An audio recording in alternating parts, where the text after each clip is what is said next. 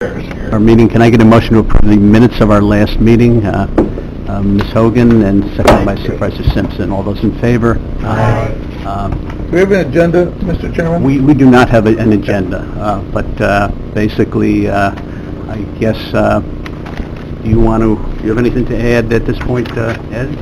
No, we will provide our report at this particular time. We have a brief presentation. Two items when we're talking about job creation or retention of jobs in our area. One of the important things that we continue to work well with the regional workforce and development, as well as this Tuesday and Thursday is our final sign-up for another session for our EPA job training, which will be a total, this will be our second of the third, and collectively there will be approximately 75 people that are currently unemployed or underemployed that will be retrained for a variety of new jobs in the area. And this is our second grant that we received through EPA. We are fortunate to be able to have the utilization of these local 773 plumbers and steam fitters. And generally, we'll probably have about 30 at this session. Last session was about 19 to 20. And our last session, late summer, will be about 30 to 35, a little bit higher in fall.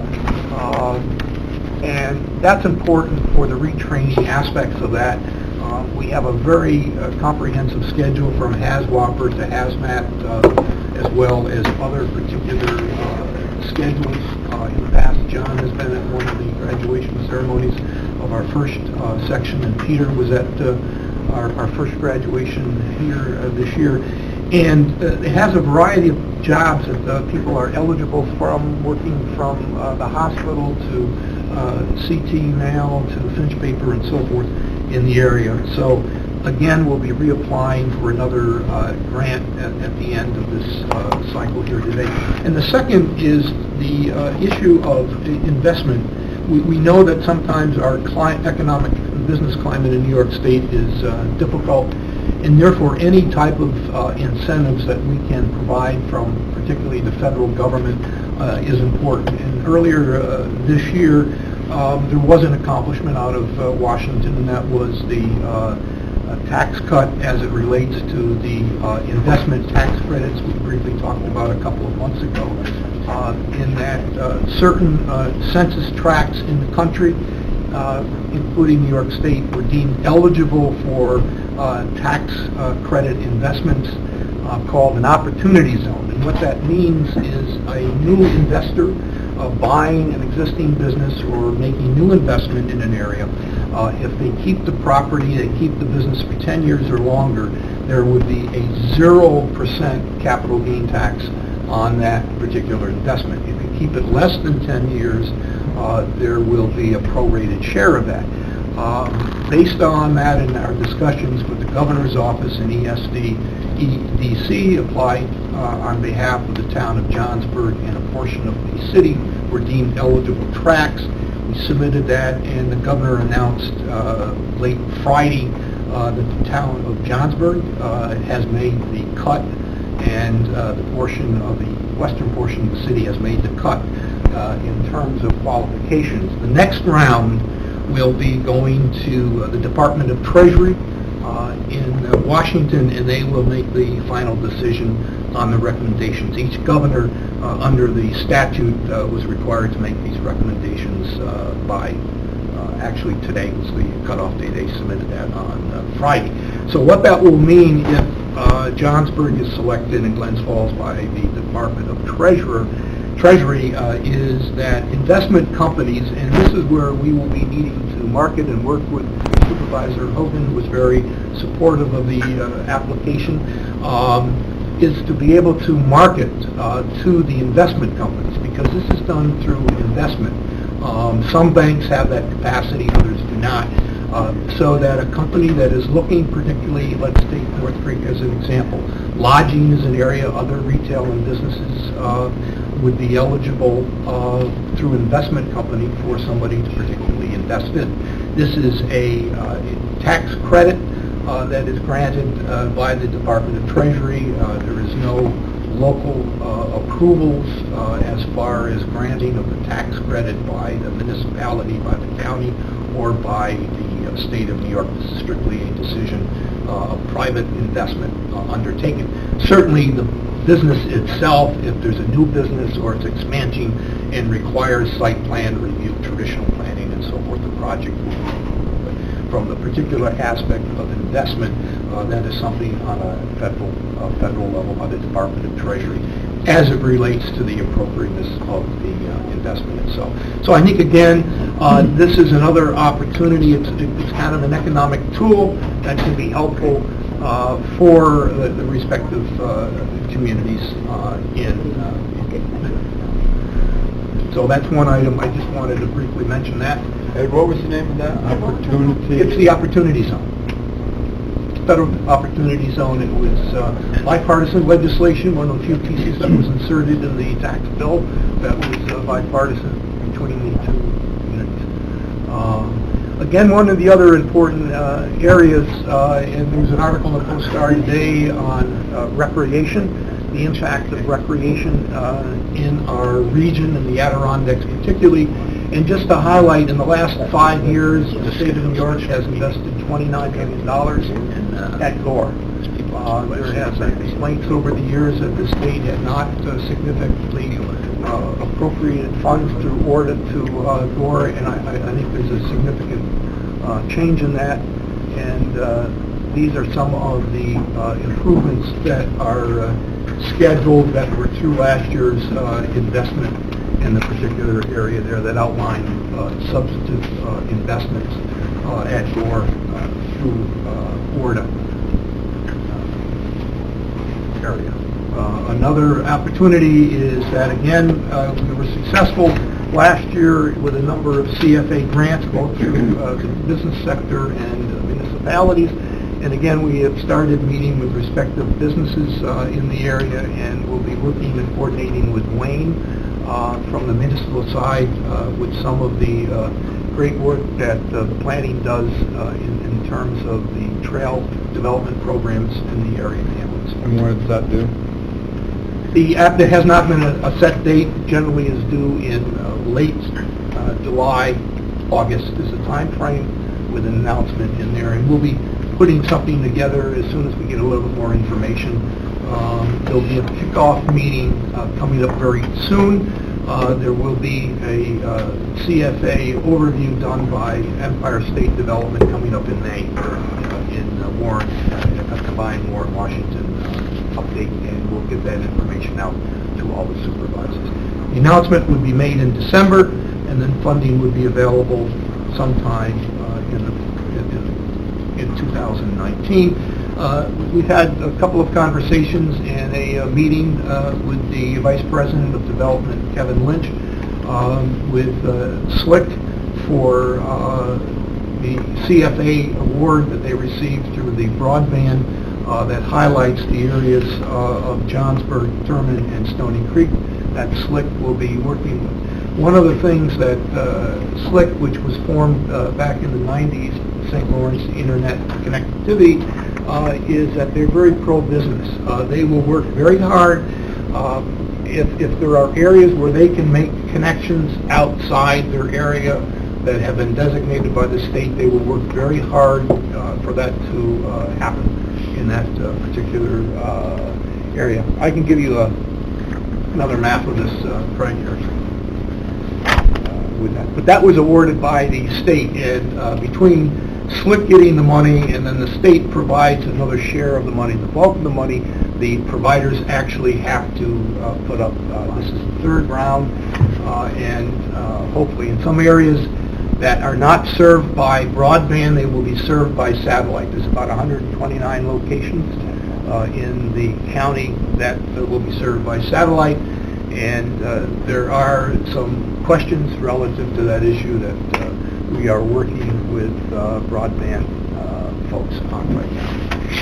The question is on some cost after a very brief 2-year period on their subscription for those particular areas in that area. That is the other project that is just starting underway. Supervisor John is going to be having a meeting relative to this coming up this week relative to a CFA grant that the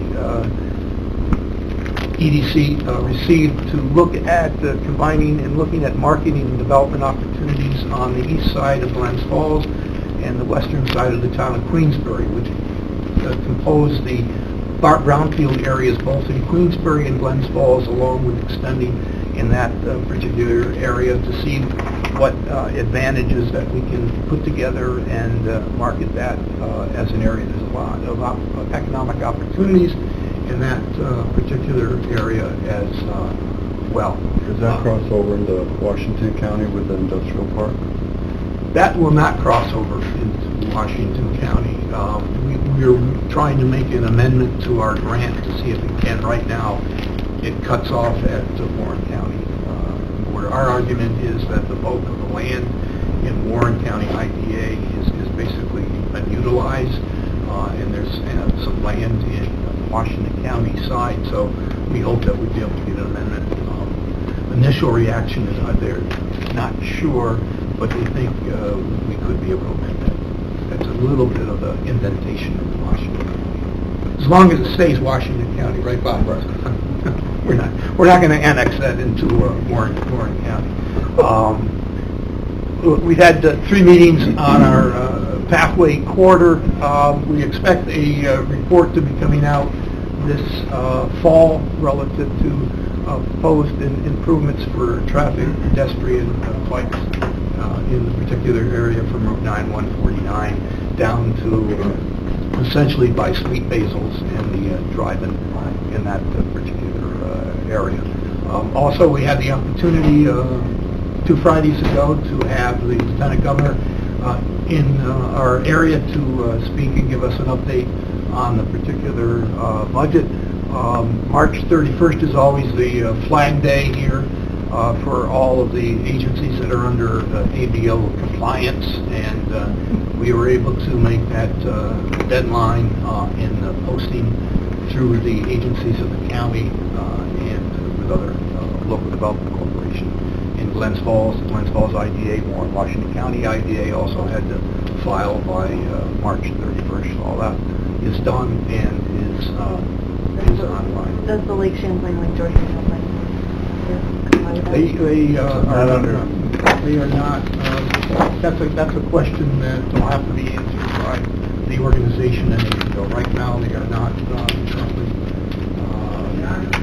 required to file by ABO. The planning board is not a public authority, so it's not covered by the Public Authorities Act. The ABO, separate agency, does have the authority to try to expand their jurisdiction, but there is that doesn't, well, we'll get I into got you, that. Ed. Also, we just will be passing out at the conclusion of our meeting here today our 2017 annual report. For that, I'm not going to spend time on that. Also, EDC continues to assist the administration of the DRI project. There was the Park Theater in 2016, and there it is in 2018. They had their grand opening last week downtown. Probably about 400 or 500 people were down at that particular event. Congratulations to Elizabeth Miller. That just adds to the venues that we have in the area. And Craig, the gentleman that operates the theater up in your town, was present there. And he's come up with a great suggestion, is to sit down and coordinate with all of the other venues in our region, from Hudson Falls to Chester to things going on in Lake George in terms of venues like this, and come up with kind of a collaborative effort to do that. So that was good to see it. Having that there was a lot of people from Washington County that were there, as well as I mentioned up in Chester for that particular event. So we are also happy to say thank you to longtime board member Jeff Byrne, who was senior vice president of operations up at Orta, is retiring from the board after 12 years, and his replacement is Mike Pratt, who is the CEO of Orta, will be coming on board at EDC for us. And then also, you may recall, Bud Taylor served a number of years, and Bud Taylor has been succeeded by Supervisor Matt Simpson of Oricon. Congratulations, Matt. Thank you. And that is the report. Any questions? We have the presentation. That's what about. Chairman Henke, did you have anything you wanted to add or observe? No, I was here to listen to the next part of your show. Okay. I already have one. Apparently, there has been a misunderstanding in terms of meeting times and meeting dates, and what is this gentleman's name? Mr. Young apparently is not going to be in attendance this morning. I don't know if he had a conflict or, a case of indigestion or what, but so the question now becomes, what do we do at this point in an effort to get to a degree of clarity and public transparency on this issue? So Ryan was kind enough to suggest that rather than wait another month, that we somehow making an effort to schedule a time, maybe within the next week. Apparently, Walter wanted to bring his auditor with him, which is fine. So, what would be the choice, or or did Supervisor Beatty want to say anything? Well, I can't tell you how disappointed I am. He knew all along he was to be at this meeting today. There's some serious questions that I had for this individual, and he's gone out of his way not to answer anything and to hide information. That's a fact. That's not disputable. So now, he's supposed to be here. I've got a list of questions. He's saying, hey, I'm confused. I didn't know. Can I come in another date? That's not acceptable to me. Because I'm not so sure he'll show up at another date with his auditor. There could be another reason why he doesn't show up. He stubbed his toe. He's got a bad toothache. Who the heck knows what he's going to say? So I'm at the point now where I'm going to ask Mr. Conover, as chairman of the board, and Mr. Henke, chairman of the Washington County Board, to see if they can get a hold of the other three county chairmen to ask for a emergency meeting of the Lake George Lake Champlain Regional Planning Board, and I'm going to ask them that they ask for his resignation. I don't think we can go forward with an individual who continually hides information that he technically has to supply to the governing counties. It doesn't make any sense to me. And so for me to sit here and say, hey, let's give him another chance and another chance, I think you people should get together, ask for an emergency meeting, and ask for his resignation. And then personally, and I haven't talked to Wayne, I'd like to see somebody like Wayne Lamont be put in as a temporary executive chairman of that board. I have 100% confidence that he will give the information on a timely basis and so forth as a temporary position. So I'm going to, Wayne, how do you like that? You're not busy enough, buddy. So that's where I am. I'm not for giving him the third or fourth or fifth chance, because he's proven that that he's not going to be anything other than non-cooperative. So today I'd like to ask Mr. Conover and Mr. Henke, thanks for coming, that they get a hold of the other three chairmen and ask for an emergency meeting, and at that meeting ask for the resignation of Mr. Young, because this, in my mind, is a travesty. It's become a travesty now. So. Thank you, Doug. I'll recognize Attorney Bramer in 1 second. I would hope as maybe as a medium ground here, we extend another olive branch to Walter to encourage him to attend a meeting within the next week in an effort to ensure that we're doing all humanly possible to ensure that we get to a healthy and positive resolution of some of the important questions that have been asked, okay? You're supposed to come to our Ag and Planning Committee tomorrow afternoon, Okay. so report back to the SN. I'll be there tomorrow. So would that be acceptable at this point, That's as opposed to, no? Not acceptable? Oh, Attorney Bramer, did you have a comment? Thank you. Yeah. Chairman. I cannot believe that he is not here. After the things that happened the last several months, and then on Friday's board meeting, us rescinding the resolution approving the money, I mean, how can he not see that this is a serious matter, and that it's not just us, it's other counties are concerned? I'm planning to go to your meeting tomorrow as well, because we were hoping more information would be provided there than has been to us, but I am incredulous that he would not show up for this meeting. And not even tell us. It looks like you didn't know until just now. You had to call him. We did, Amanda was kind enough to reach out to But Walter. he didn't even Yes. extend his courtesy of saying, oh, by the way, I'm not coming. I have a schedule. Yeah, so that's BS to me. Mhm. Looks like a fish. So what is our druthers here? What would we like to do here? Doug would like to call for his resignation. I would like a medium ground to re-invite Walter back in an effort to shed some clarity on the issues. Mr. Chairman. Yes, I mean, if he's stated he'd like to have a meeting, he'd like to bring his auditor, his financial person to a meeting, so let's have that meeting, and perhaps we'll know more from Washington County tomorrow, and then we can evaluate it at that moment in time. But I have to agree with my colleagues that the public organization, the creature of the 5 counties, we expect more from them. We expect the executive director to do his job. We expect him to be a good communicator, not only with us, but with the media. And these are the expectations I have, and I think most people have. And some of the ground that we need to cover with him, including some financial information.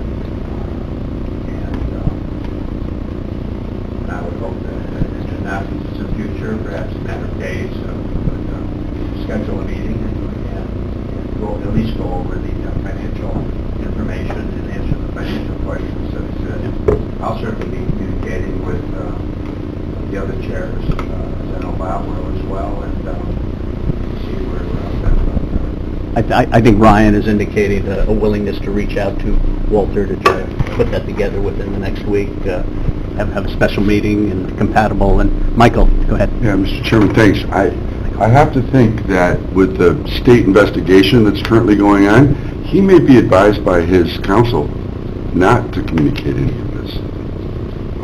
It's just my guess. Yeah. If that's the case, are we just spinning our wheels? He had committed, Mr. Chairman, to coming to this EDC meeting a month ago. When we asked him, I personally said, would you come to EDC meetings? He said, yes, I'll come to the meetings. So when he doesn't even tell us he's not coming, he doesn't send any communication and so forth, and then says, oh, by the way, give me another week or two, or, that's totally unacceptable. I've been to his office, not one shred of information would he give me. Foil it. If you people don't see the pattern here, I don't know what else to tell you. But, it's a clear pattern of hindrance, of obstructing information that we need to have as a county oversight and Washington County and 3 other counties. So I'm not willing to give him the 4th chance. He committed a month ago to be here under no circumstances. He said I couldn't make it or anything else. So I'm done with him. Amanda has indicated, thank you, Doug, that a possibility in terms of a medium ground here in terms of trying to extend our last offer to Mr. Young, that Thursday the 3rd, okay, at 9 o'clock, and that would be before Personnel and Finance, okay, and that would I think give him plenty of time to get his auditor, and let's give the guy one more shot at trying to come to grips with these issues, and if he decides not to show on next Thursday or Thursday the 3rd, I think it would be a clear-cut indication that maybe he has Could no we just give intention. him a call? I'm sorry, speaking out of order, but could we just give him a call now if we spoke to him earlier and say, when are you available to come and speak with us? I See if he can fully commit to the 3rd. Maybe flush out if it is his attorney telling him, which I have a hard time understanding why an attorney would tell someone not to communicate with a public body like us. I think that's a stretch. I like what Mr. Bartholomew suggested, if we're gonna have this meeting, and it looks like I'll be overridden, that I'm used to that. But if we do have this additional meeting, that we have the 5 chairmans of the 5 counties here at that meeting. Because the fact that they're getting secondhand or third-hand or no information concerns me. So having the 5 chairmans of those 5 counties, if Mr. Conover and Mr. Hankey would reach out to the other 3 and give them the day and time, at least give them the opportunity to be here, so they can hear also, or at least maybe hear, answers to questions that we all have. So I would respectfully ask you. Yes, sir. One thing I'd like to point out is a concern of mine with all of this is that I sit on the planning committee for AGFTC. AGFTC is a vehicle for the state funding for the roads and bridges, and Warren County has a number of projects. Washington County has a number of projects. The Regional Planning Board is the host agency. So in all your deliberations with them, we can't alienate AGFTC. So whether there's a shift in the host organization or whatever, I just ask you to keep that in mind, because a lot of the funding that the DPWs use and the state uses comes through the TIP and the AGFTC. So just keep that in mind. Yeah, and I thank you for that observation. I think we're here with open hands. We just need give and take here. No one is attempting to alienate anyone. I think, Ryan, you have a couple of phone calls or emails probably to make. If that's the will of the committee, I will certainly do that. Yeah. So, again, my point is to give him one more opportunity to come forward and to hopefully intelligently address really some important issues. Attorney Bramer, I'm sorry, you were... Thanks. Yeah, I was just waiting. My consensus, I don't know if I think we have the consensus of the committee, except for Supervisor Beatty, that we would like to see him come in the May 3rd date with the other chairman invited, the other counties chair, and then more women. Then I'd like to say, as a caveat, if he doesn't come in, I would beg the chairman of Warren County and Washington County to go forward with an emergency meeting asking for his resignation. Because if he, I don't know what else you guys need, but that's what I throw as a caveat.